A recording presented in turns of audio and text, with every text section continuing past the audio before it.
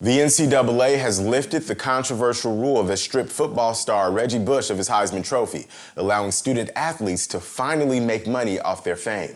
I'm Domati Pungo, and this is MTV News Need to Know.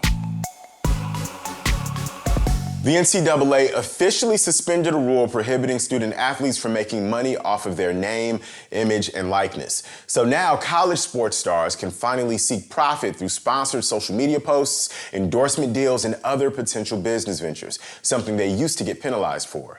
The decision comes after years of debate and a Supreme Court ruling that allowed for more monetary support for student athletes, opening the door for legal challenges to NCAA policies. Every year, school sports bring in billions of dollars, which are funneled to the colleges and coaches. In 2019, NCAA sports earned $18.9 billion through TV deals and merch and ticket sales. That same year, when rivals UNC and Duke played one another, secondary market ticket sales averaged $4,000 a pop. TV networks also profit off student athletes during high-profile tournaments. In 2019, the March Madness men's basketball tournament generated an estimated $1.18 billion in advertising revenue for CNN and Turner Sports. Ed O'Bannon, a former UCLA basketball player, sued the NCAA for using his image in a video game. He's been on the front lines of this fight. And as he pointed out to the Players Tribune, some of the biggest corporations use college players for free marketing. You know, the big corporations, Nike, Adidas, Under Armour, they supply all athletes with gear, and they're walking billboards. They might get a pair of shoes or something like that, or a couple of t-shirts, but nothing near what they deserve. Everyone's making money off the game, but the athletes themselves. Some folks say that student athletes shouldn't get paid because they get hefty scholarships, plus access to top-notch coaches, medical staff, and facilities.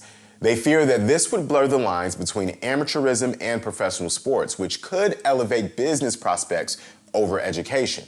But when you look at the amount of work that they put in, it's clear that top student athletes were never truly amateurs.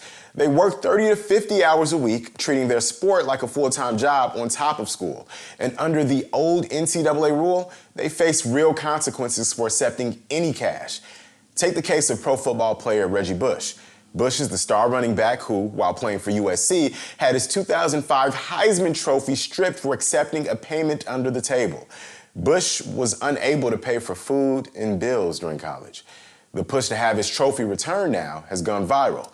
When news of the NCAA's rule change broke, he tweeted, well, look what we have here. Women athletes face a whole different set of challenges when it comes to collegiate sports and compensations. They can now profit off of things like merch and endorsements, but scoring social media deals could get women even more money.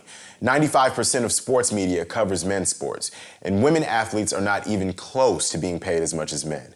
But they are proven to make as much money as men through social media. So now social influencing could be a huge revenue source for young women leveraging their sport outside of discriminatory media outlets.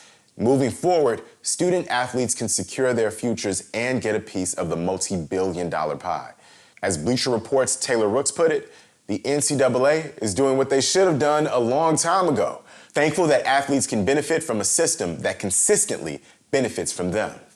Finally, I'm Domati Pungo, and that's what you need to know.